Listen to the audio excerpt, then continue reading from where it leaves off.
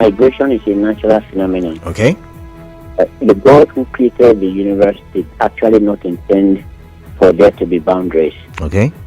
So people are expected naturally to move from places of adverse condition to places where the pasture is greener. Mm. And it happens amongst animals and human beings. And that's why you see that amongst the animals, there is a specific or particular time of the year that they migrate one direction and move the other direction, and some other time according to the dictates of the weather or the environment. Okay. So it's a natural phenomenon. But what is happening in Nigeria today is beyond that natural phenomenon. Okay. If you listen carefully, as I said earlier on, you see that if it were natural or if it was the normal form of migration, then it wouldn't be one or unidirectional. It has to be multi-directional.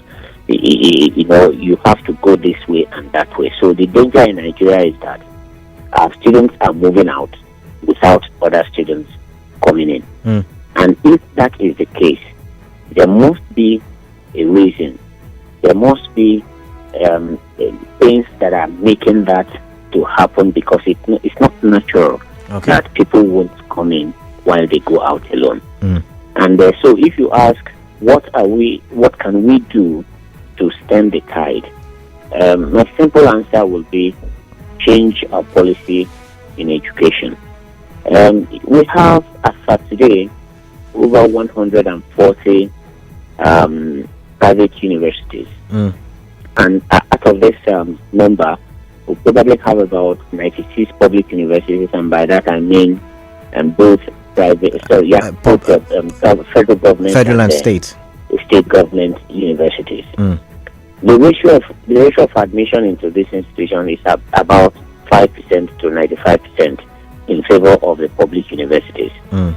So while you have more private universities, you have them admitting less number of students.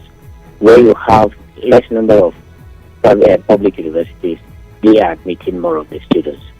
And so, when you ask, how do we deal with this challenge? As I said, you have to think about your policy. And what is that policy? The policy is that education has lost its position as a priority in our nation. Mm. In the early years of our development, education was a priority. And as you read out in those statistics earlier, you said Ghana had dedicated 23% of its national budget to education. Yeah. That's an example of a country that prioritizes education.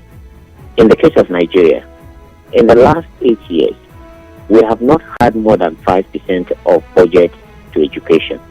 But if you also know what happens with the budget in Nigeria, you know that we do not actually attain 70% budget implementation. So that will also tell you that perhaps out of the maybe between 5 and 6%, you probably will be having about 3.5 to 4% of the national budget realized for education in any particular year. And because we do not actually do evaluation of budget at the end of the year, we do not know the impact or the outcome of what we have put in the previous year. So we just continue blindly to do the same thing and expecting a different result. From the numbers you read out, if you have 21,000 or 16,000 or 14,000, as the case may be, of students, that's actually a university. You could have a university of that population. Mm. So if we have this number of universities in Nigeria and they are unable to accommodate this number of students, it clearly shows that both for the private universities and the public universities, there are things that are actually not put in the right perspective for people, for those institutions to be attractive to students.